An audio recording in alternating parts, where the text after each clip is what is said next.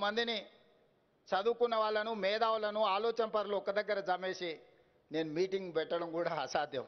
నేను కావాలంటే 10 లక్షల మందితో మీటింగ్ పెట్టుకోగలుగుతా, నాకేం పెద్ద సమస్య కాదు. కానీ ముందరి వరుసలో ఉన్న 10 మందిని ఆ మీటింగ్కి రప్పించడం నాకు కష్టమైన పని. అందుకే వాళ్ళందరూ ఉన్నారు కాబట్టి వాళ్ళందరి దృష్టిలో జరుగుతున్న మార్పులు చేర్పులు పరిణామాలను ఈ తెలంగాణ సమాజానికి వీళ్ళే ప్రతీకలు గౌరవం. అందుకే వాళ్ళ ముందు ఈ అంశాలను ప్రస్తావించిన ప్రధానమంత్రి గారు ఇంకొక అన్యాయం కూడా తెలంగాణకు చేసిండ్రు.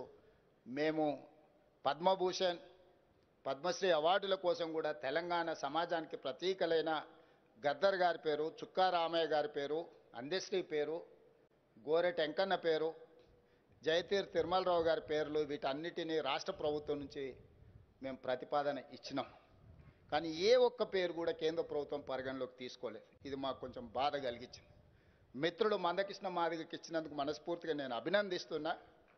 కానీ కేంద్ర ప్రభుత్వం గద్దర్ను, చుక్కా రామయ్య గారిని, జయ జయ హే తెలంగాణ అందించిన అందశ్రీని, గోరెట వెంకన్నను, జయతీర్ తిరుమలరావు గారిని అసలు పరిగణలోకే తీసుకోకపోవడం అనేది ఇది మన తెలంగాణ సమాజానికి కొంత బాధ కలిగించే అంశము. ఇప్పటికైనా ఈ ప్రాంతం నుంచి కేంద్రంలో ప్రాతినిధ్యం వహిస్తున్న పెద్దలు ఆలోచన చేయాలి. మిత్రుడు కృష్ణమాదిగకి ఇచ్చినందుకు మనస్ఫూర్తిగా అభినందిస్తున్నాం. సమాజంలో ఉండే చాలా రుగ్మతల మీద చాలా సంవత్సరాలుగా పోరాడిండు. కానీ వారితో పాటు ఈ 4-5 పక్క రాష్ట్రంలో 5 ఇచ్చినప్పుడు కనీసం మనకు ఒకటి తక్కువ ఇచ్చిన 4 ఇచ్చినా కూడా ఈ పెద్దలందరికీ గౌరవం దక్కు ఉండేది. నేను తొందరలోనే ప్రధానమంత్రి గారికి లేఖ రాయబోతున్నా. కేంద్ర ప్రభుత్వాలు ఇట్లా మన పట్ల వివక్ష చూపించినప్పుడు మనం ఎక్కడో ఒక దగ్గర మన నిరసన తెలపాల్సిన అవసరం ఉన్నది.